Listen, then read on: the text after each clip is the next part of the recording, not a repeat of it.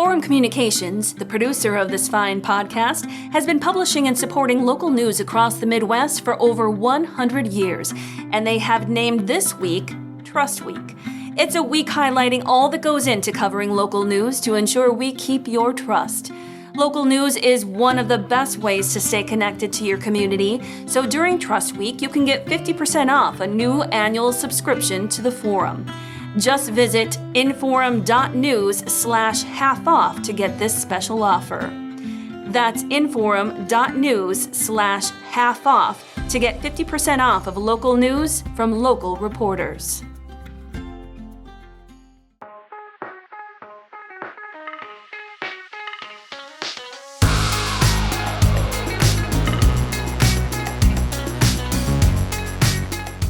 Hello, everyone, and welcome to the Inforum Business Beat podcast. I'm your host, Thomas Avenella. For this latest episode, we decided to take the show on the road, so to speak.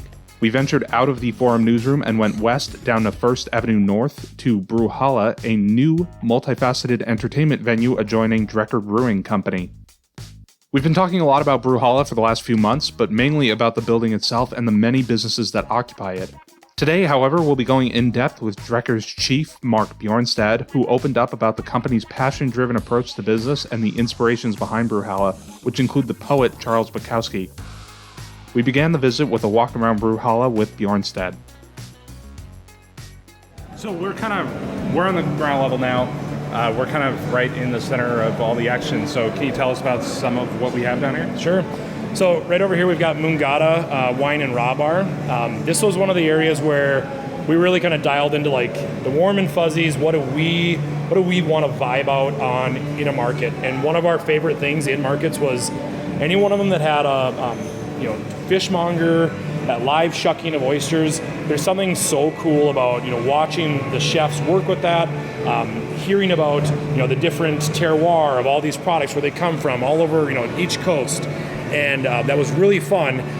And to be able to do that in the center of the market, sitting on this corner, you got a front row seat to everything that's going on here. And that was just an experience that we really wanted to design in. We loved it at markets that did it well.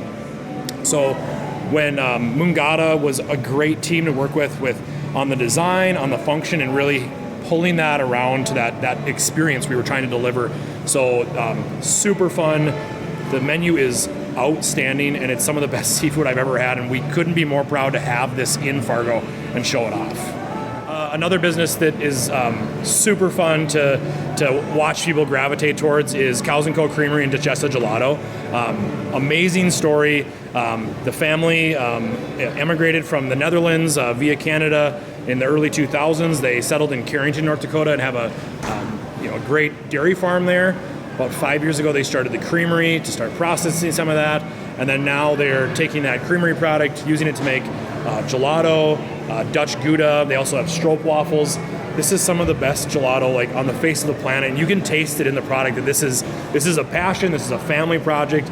This is what these people do, and it couldn't be a better story of North Dakota value-added ag, immigrant story coming here and building up businesses, and really to see that they have that whole supply chain thought out, and you can taste it in the gelato. It is unbelievable. It's fun to watch them. They've got a line that wraps around the corner all day, every day on Saturdays and Sundays of people trying it, and just a great North Dakota ag story. So now we've kind of walked into more of a retail area. We have Unglued back here. Unglued moved their entire store into here, but there are a couple other smaller shops as well that you wanted to highlight, so tell us about those. Yeah, so when we wanted that balance of retail and food, on-site enjoyment, off-site enjoyment, and two of the retail shops that we have right here are super special. It's really cool to see them have their first brick and mortars. They're bringing together concepts that we think really add to the community, and obviously the community's enjoying too. We've got the plant supply.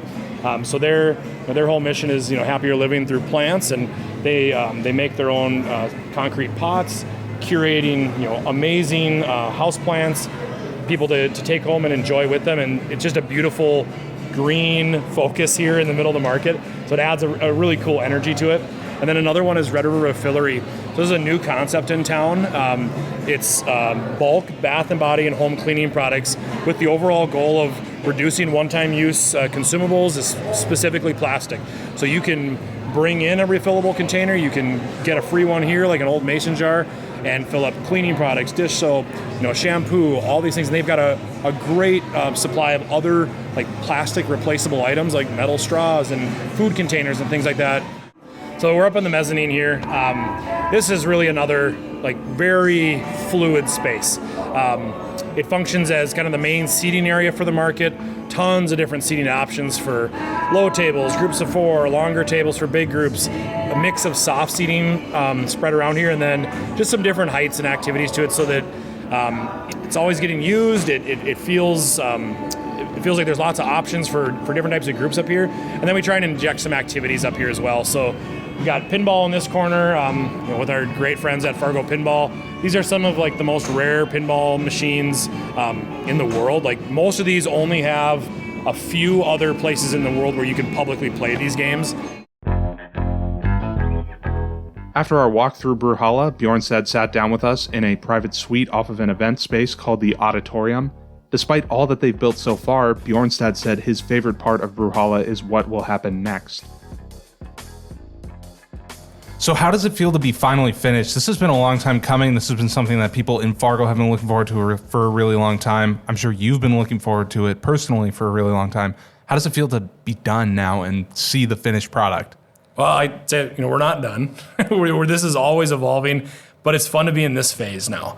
The design, the dreaming, all the research, that was great. It was inspiring. It kept us going, and we really knew we were onto something the whole time. But there comes a point in every project where you're ready to stop making decisions about doorknobs, and you just want to get this open and see how the community uses it, watch people enjoy the space. And it has been so rewarding to see that. I think our whole team here is not just proud of what they've pulled off, and they should be. This is an amazing group that's done something outstanding, but they're just beaming, watching people come in, watching the parking lot be full, watching people enjoy all the things that we hoped people were going to love about this place, and that's the best reward we could have asked for. And this place is selling itself, as far as I can see so far. We're here on a Thursday afternoon. The parking lot is completely full. I think the two comments we get, and they're pretty similar, is I can't believe I'm in Fargo in this place, and we love that because we love Fargo, but we also want to see Fargo evolve, and this is our way to help kind of push Fargo forward. So we love hearing that it doesn't feel like you're in Fargo. And then the other comment we hear is, thanks for doing this in Fargo. And that's another thing that we are very proud to do. We love this community. We're towners. We're from here. There are so many great people and businesses and organizations doing amazing things in Fargo. And we're really happy just to add to that fabric and start creating this community into something that is truly special, something that it already is. And so hearing that is a really great reward. Drekker's been a really unique company since the beginning, and now this is a really unique building here in Fargo. What are some of the attributes that you think are the biggest selling points to customers wanting to come in? I think if you look at what we do at Drekker and what pulled over to Brewhalla is that we have an overall goal of what we're doing, and it goes back to our core mission of catalyzing moments, creating experiences, and destroying people's expectations.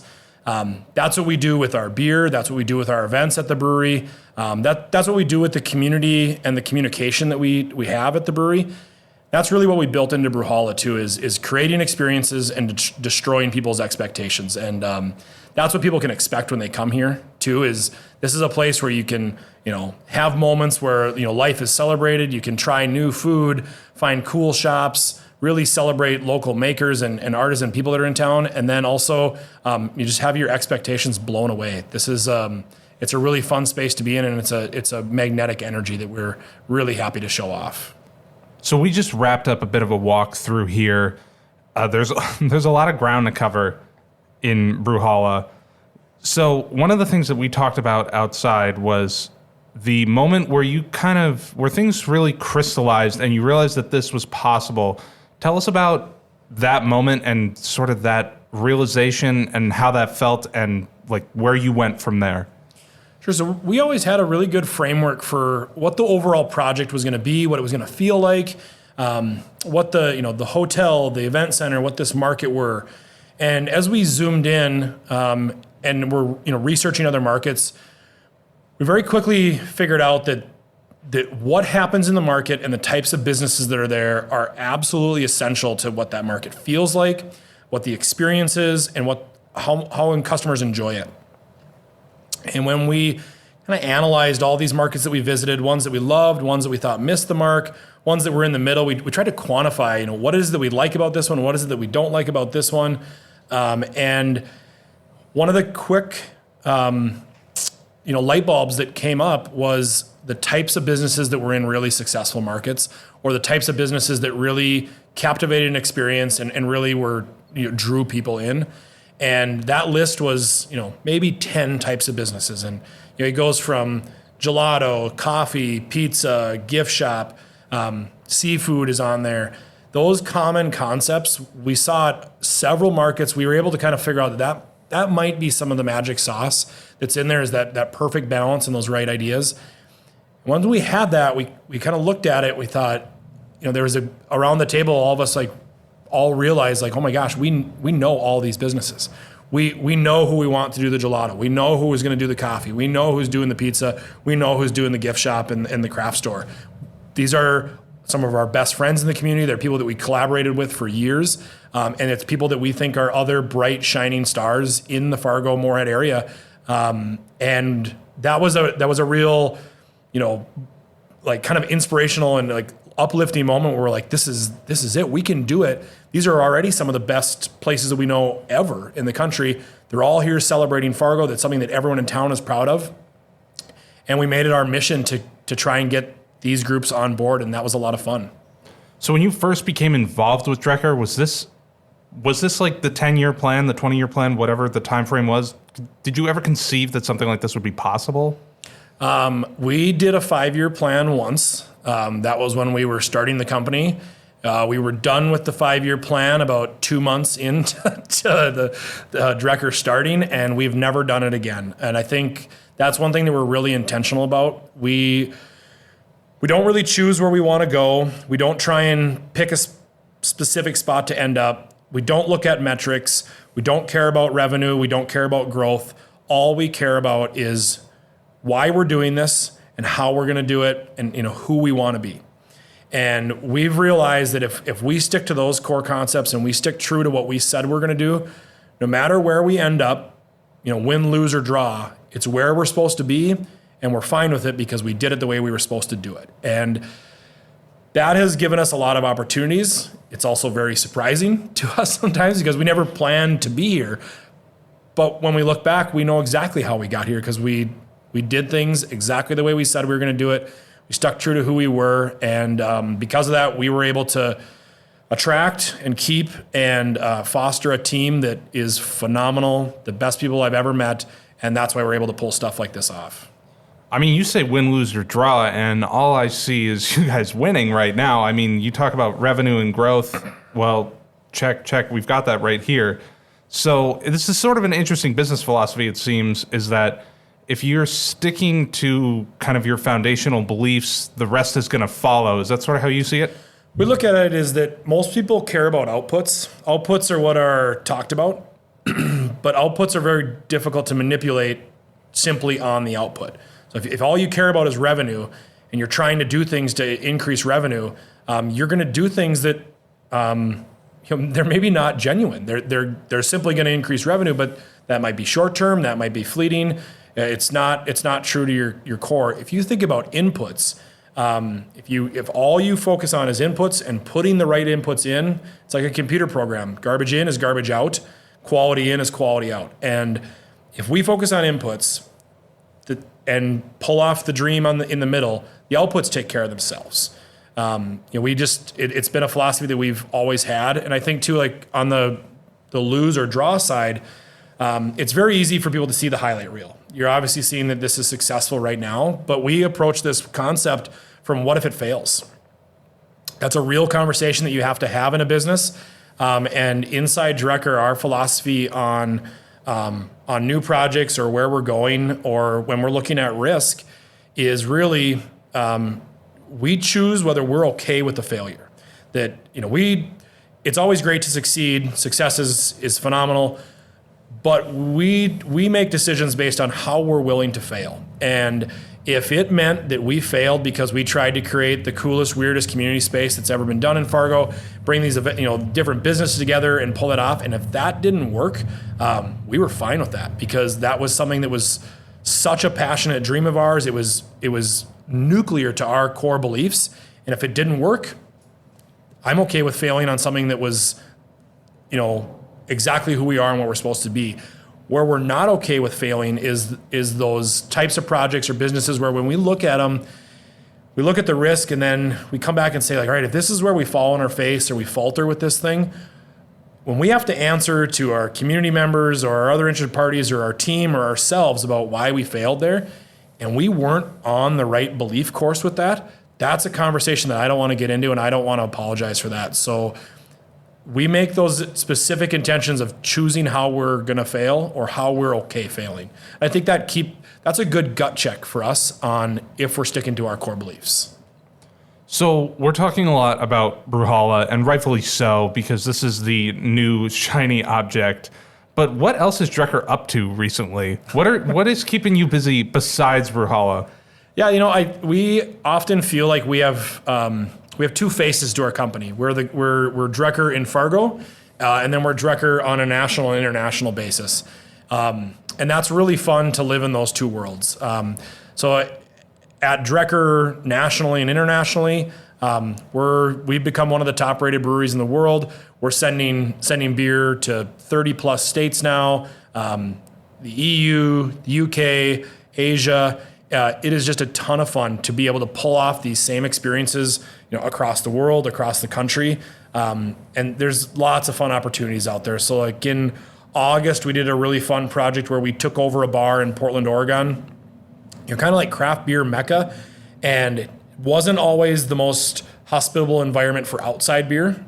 So we took that as a challenge of like, let's go into Portland and see if we can change people's perspective on beer. That's something that we really believe in doing, is challenging the definition of beer. And so we found a bar in Portland and we took over that whole bar for a month, branded it out with Drekker, made it our little tap room in Portland, did events, gave away merch, did all these fun things, had a constantly rotating tap list. And it was one of the most fun, outside of Fargo projects we've ever done, to see the support and the kind of outpouring of patronage from the Portland community, to see how fun it was there. And that's what we're looking for outside the rest of the FM now, is how do we keep doing Drekker things, keeping those tentacles always moving across the country, and find new ways to deliver that experience.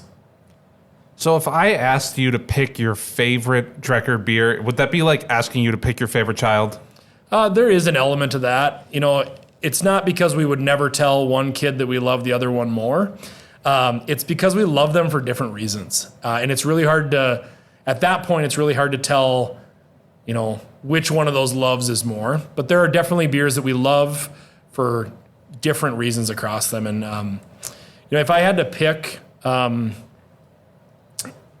one beer, it really is Ectogasm for me. And part of it is because it was one of our biggest failures at the time of the company when we were making that beer.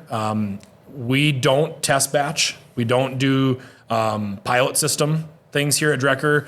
We believe that training wheels just breed a dependency on training wheels. And so we do everything at full scale because that is where it has to happen. So Ectogasm, the first few times we brewed it, was the most expensive beer we'd ever made, and it was the most expensive beer we'd ever dumped. And that was very painful. We were in a point in our company where cash was very important. We've prided ourselves on the stupidest thing we've ever done is not take on investors and be severely undercapitalized. It's been a good thing now, but that was painful, dumping those first batches of Ectogasm. But we persevered and we worked on it and we got that recipe exactly where we wanted it. And so because I know the backstory of how many tears we shed over the batches that we didn't get right and we wanted perfect, and then to know that where it ended up now, I mean, the year that came out, it was rated one of the top 5 IPAs in the country. That's amazing. That, for us, it was really just, we had a vision for what that beer was supposed to be. It took us a while to get there, but we did. And so we know the whole journey that beer took, and it's still the same beer today. The other thing about it that the reason I love Ectogasm is that Ectogasm is a very technically complicated beer recipe. It utilizes some techniques that we think are important to making Ectogasm what it is, but we've tried to pull those isolated techniques out and do them in other recipes, and we can never really get it to work the way we want it to. So there's something about Ectogasm that has the right combination of all these different experiments happening at once that we can't figure out on a scientific method because we manipulated too many variables. But it works. And there's this mystery about Ecto to us that makes us love it. I'm picking up on a general philosophy here that when you guys are going to do something, you're going to do it all the way. There's no, like you said, there are no training wheels. Would you kind of agree with that? Yeah. I'd say the most influential philosophy or person on us is Charles Bukowski. He's the classic kind of crabby old man poet. And he's got a piece about kind of telling someone not to do it. And that's like our advice to ourselves. It's our advice to anyone that asks any question about a business. And we'd say, don't do it. That don't do it unless that idea is burning inside of you so strong that you wouldn't be able to live with yourself. You wouldn't be able to live the life you wanted if that didn't get out of you. It didn't get out of the world and you didn't see it come to life. Because that's the only way you can do anything. If you go into something with half intentions or without a full commitment and it's not busting out of you that it has to happen, then you'll never put the commitment into it that you need to. And that's how we gauge everything we do, is that if this isn't something that we just absolutely believe needs to be in the world, that Drekker needs to create it, then why are we going to make it? That's my answer to anyone that asks why we don't make West Coast IPAs. It's not because I don't like West Coast IPAs. It's not because I don't think they're a great beer. It's that we have no passion whatsoever here. We don't think that the world needs us to make another West Coast IPA. There's great West Coast IPA brewers. We love to drink them ourselves, but us, nothing inside of us says that has to be what we do. So that's how we decide to make things. And you don't always get to communicate that to people when they ask questions, but that is why when we do something, that's how we do it. And when we decide not to do something, that's why we choose not to do it. So you want to talk about needing to do things. What is the need that you see Brewhalla filling here in Fargo? What are the boxes that checks? I think the biggest thing is community congregation.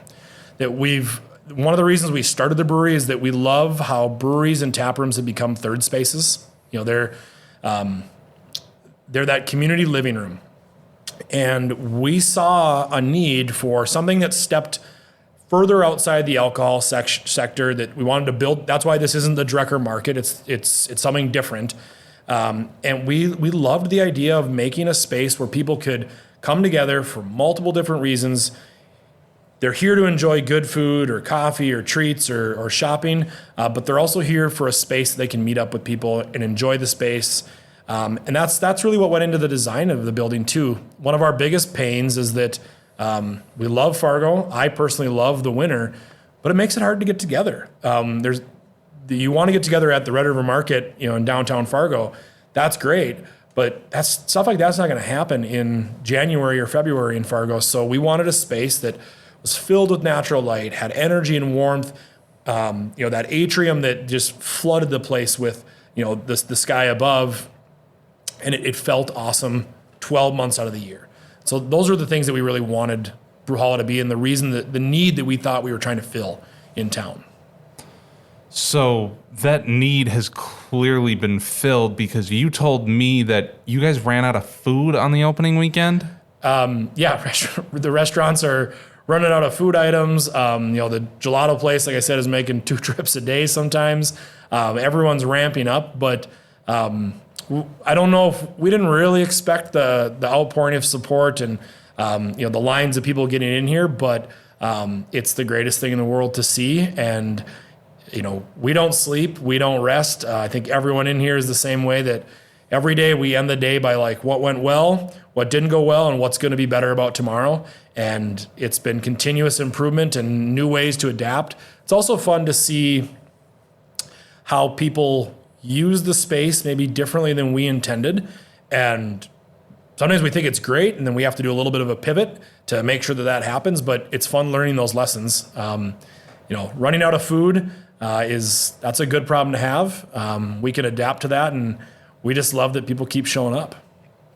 So what is next for you? What's next for Drekker? I mean, are you guys taking a break? I feel like you guys need a little bit of a break here. What is next for you guys? No, I mean, there's two parts of that. We're not taking a break.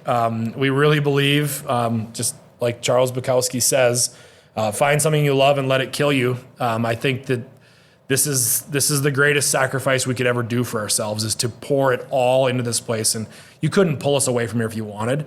On the other side of that, we're not done. We just got this thing open.